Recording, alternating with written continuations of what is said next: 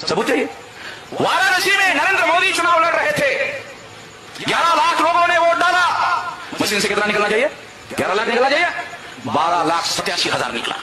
11 लाख लोगों ने वोट डाला, 12,87,000 वोट निकला। इतनी तेजी से तो मुर्गी भी अंडा नहीं देती है, साली ईवीएम मशीन वोट दे रही है।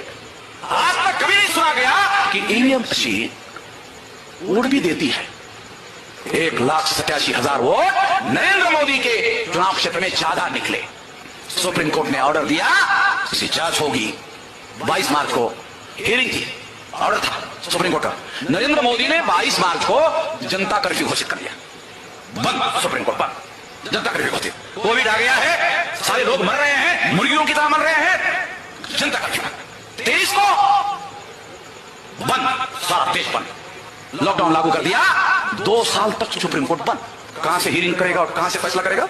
देशभरात भारत मुक्ती मोर्चा या संघटनेमार्फत ईव्हीएम विरोधात आंदोलन चालवले जात आहे। एकंदर 2 वेळा देशभरातून या संघटनेने ईव्हीएम तोडफोड यात्रा काढली। यामागे जनजागृती हा मुख्य उद्देश आहे। भारत मुक्ती मोर्चा ही संघटना ओबीसी, एससी, एसटी आणि अल्पसंख्याक धर्मीय यांची आहे। ओबीसी म्हणजे कुणबी, धनगर, आगरी, कुणबी, मराठा, कराडी, तेली, शिंपी, नाभिक यांसह 18 पगड जातीचे लोक।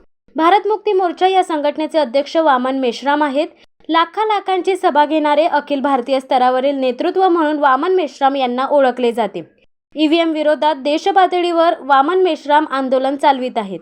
त्याचाच एक भाग म्हणून 10 जानेवारी रोजी पनवेल येथे भारत मुक्ती मोर्चा या संघटनेमार्फत 1 दिवसीय धरणे आंदोलन करण्यात आले। यावेळी उपस्थित कार्यकर्त्यांनी ईव्हीएम बाबत वस्तुस्थिती लोकांना सांगितली, पत्रकांचे वाटप केले, ईव्हीएम हटाव देश बचाव अशा घोषणा दिल्या। सर्व जगात ईव्हीएमला बंदी असताना भारतात मात्र निवडणूक आयोग लोकांचा विरोध असताना ईव्हीएमवर निवडणुका घेत आहेत। भाजप ईव्हीएममध्ये घोटाळा करून निवडणुका जिंकत आहे। नरेंद्र मोदी ईव्हीएममध्येच घोटाळा करून प्रधानमंत्री झाले आहेत, असा वामन मेश्राम यांचा आरोप आहे। भारत मुक्ती मोर्चाचे 5 जानेवारी ते 31 जानेवारीपर्यंत देशभरात ईव्हीएम विरोधात आंदोलन सत्र सुरू केले। 31 जानेवारी रोजी केंद्रीय निवडणूक आयोगावर महामोर्चा काढण्यात येणार आहे।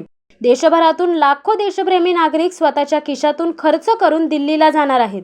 दरम्यान भाजपवाले गाड्यांची सोय करून आमिष दाखवून फसवून लोकांना सभास्थळी आणतात, गर्दी जमवतात। नवी मुंबईतील मोदींच्या सभेला राज्यभरातून फुकट नाश्ता, जेवण देऊन अशीच माणसे जमवली। अयोध्येतील श्रीराम मंदिराच्या उद्घाटनाला लोकांची गर्दी जमविण्यासाठी त्यांना रेल्वेतून फुकट नेण्यात येणार आहे। एकीकडे 31 जानेवारीला देश वाचवण्यासाठी, संविधान वाचवण्यासाठी लाखो लोक स्वखर्चाने दिल्लीला जाणार आहेत, तर दुसरीकडे धार्मिक आस्थेपायी लाखो लोक फुकट अयोध्येला जाणार आहेत। भाजपचे यामागे राजकारण आहे। विषयांतर झाले तरी हा विषय विचार करायला लावणारा आहे।